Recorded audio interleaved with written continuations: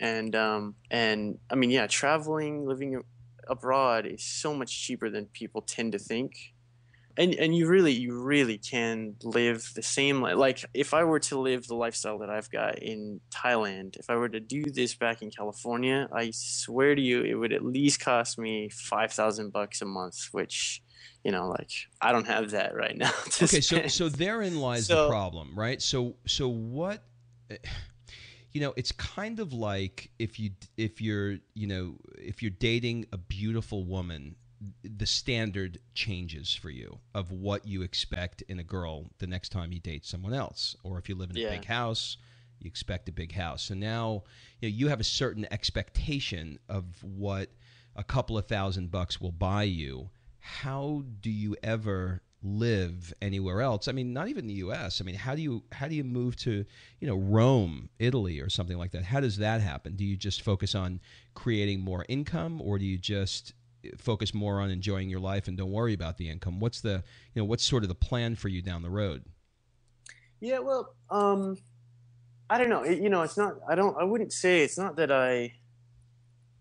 If I were at a stage where I wanted to move somewhere like, one of the greats in Europe, like Rome or Paris or something, Mm-hmm. or London, which I love all three of those cities, but yeah, they don't appeal to me that much right now. But if they did for whatever reason, yeah, my thing would be, all right, so let's get the business to the point where it is making $5,000, $8,000 a month, that where I'm making that much.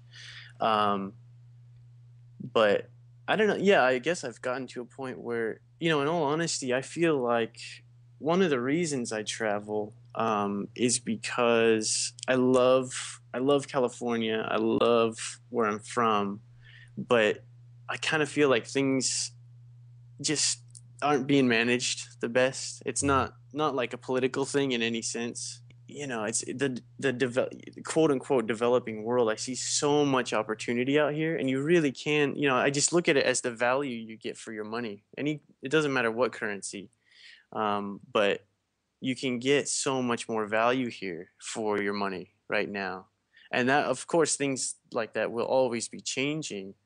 And my desire for where I want to be will always be changing. But right now, I love it out here. I think that's the other thing that is, for me, the biggest driver for traveling and living abroad is there's so much opportunity available to you, that just things you could never do, places you could never go, friends you could never make, jobs you could never have. Um, I don't, Experiences, it, etc. Yeah. yeah. So And okay, so now you're going to be moving from the center of Bangkok to the beach. Tell me why you're doing that. Is it just that you want to be at the beach? well, yeah, I've been my business has been headquartered here for a while now, and I love Bangkok. I've made a lot of really great friends and had a great time while I've been here. But yeah, I guess I'm reaching the point where I'm ready for a change of scenery, Mm-hmm. and I was basing it here for business reasons, to really kind of bootstrap and get business cranking for a while. And so I've spent some time doing that, and now I'm just ready for to change my environment. Really, I want to be, as much as I love the city, like for me, somewhere where I can spend more time in the outdoors, and like the beach or the countryside for me is where I feel more creative. Mm-hmm. Me too. And yeah, so me and my girlfriend Nikki we're just at that point where we're ready to go spend a couple months down in the south of Thailand now, and we've got a little house about 2 minutes from the beach on one of the islands down south. So So that's our give me next an thing. idea of where that is. So if you go from Bangkok, do you have to fly there, take a train there, or how do you get to where you're moving to? We looked at a couple things, but because we're moving some stuff with us, not very much, but a couple bags, Mm-hmm. we're and it was kind of last. It was just like she was down there recently and found a great place, and nice new, basically bungalow style house, and great balcony where you can see the ocean and hammock and everything. So it sounds too good to be true. I haven't seen it with my own eyes yet, but Okay, so but shit, how so it much is just that? um it's $430 a month. Okay, so for $400 a month, you're living on the beach, looking at the Yeah. ocean, and you got a hammock. Yeah. I mean, that doesn't sound like it sucks. Yeah, it's literally a 2-minute walk down our little hill to the beach, and I guess from what she says, we've got like our own little bar on the beach right That below sounds us, unbelievable. I mean, and how cool. she's already friends with the owner of the bar and stuff. So, um, You know, but yeah, yeah, it's incredible too, because if somebody would have said to you 5 years ago, so let me tell you what's going to happen. You're going to read a book, you're going to get inspired, you're going to travel across the world, you're going to move to Bangkok, then you're going to meet a girl who's a backpacker. Now the girl is entrepreneurial and opening up a magazine. Then the two of you guys starting a magazine. Then the two of you guys are going to live on a beach in Thailand. You would have went, yeah, are you crazy? Like there's no you know what I mean, like so yeah, it's so for me one of the interesting parts of setting up a dream line is that you really only set it up for 6, 12, maybe 18 months max at a time, because there's just too much that can happen, yeah, so you are, for me personally, you are a shining example of just setting a short-term goal and immersing yourself in the goal and taking big bold actions on achieving the goal. yeah. What's nightlife like there? Restaurants, like clubs, pubs? Does it feel like you're in some weird culture shocked place, or do you feel like it's totally hip and cool and the vibe is great and you just love it? There's a wide range of stuff, but Bangkok, for example, I mean, every one of the cities out here in Asia has great nightlife, but Bangkok probably is one of the top cities for nightlife. You could stay out all night if you want, and yeah, there's a range of things.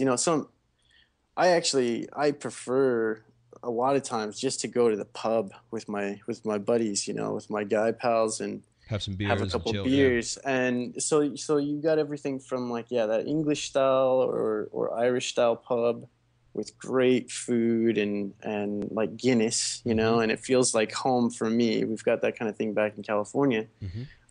To the fanciest upscale nightclubs, with the rooftop bar and all the pretty girls, dancing on the dance floor and Mm-hmm. the DJ. I mean, huge, gorgeous places. And I mean, yeah, like later tonight for our little going away shindig, we'll be hanging out at one of the nicest places I've found here with my buddy. So, By the way, what's so cool about this is when you say later tonight, you're getting ready to put, your dancing shoes on, and I'm having a cup of coffee right now because it's 8:40 a.m. here for me in Atlanta, and what time is it there for you? it's 7:40 in the evening Yeah, I here, mean that's Friday just night. that's trippy. So you've like catapulted into the future for me. I mean, Yeah, yeah. this isn't like West Coast, East Coast. This is like Jupiter and Mars. So I'm gonna let you take off because I know that number one, your schedule is really really tight, and number two, you've got a big party to go to with your girl and your friends. But if you were to give people some advice who want to make this move, create the lifestyle that you created, what would you tell them to do? In other words, is this for everybody?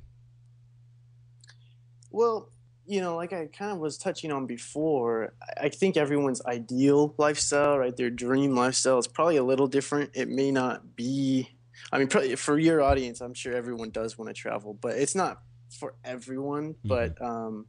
So it depends what you want to be doing with your time. But yeah, if you want to travel, or make really any kind of big life change, like that's what it was for me, right? It was, I'm gonna not be living in California anymore. I'm gonna be living abroad for, my goal was I want to live abroad for at least 1 year, and so that's turned into a bit over a year and a half, and I don't see myself really. I mean, I'll be back to visit probably early next year, but I don't see myself moving back anytime real soon. Mm-hmm. There's several spots that I'm gonna spend some time.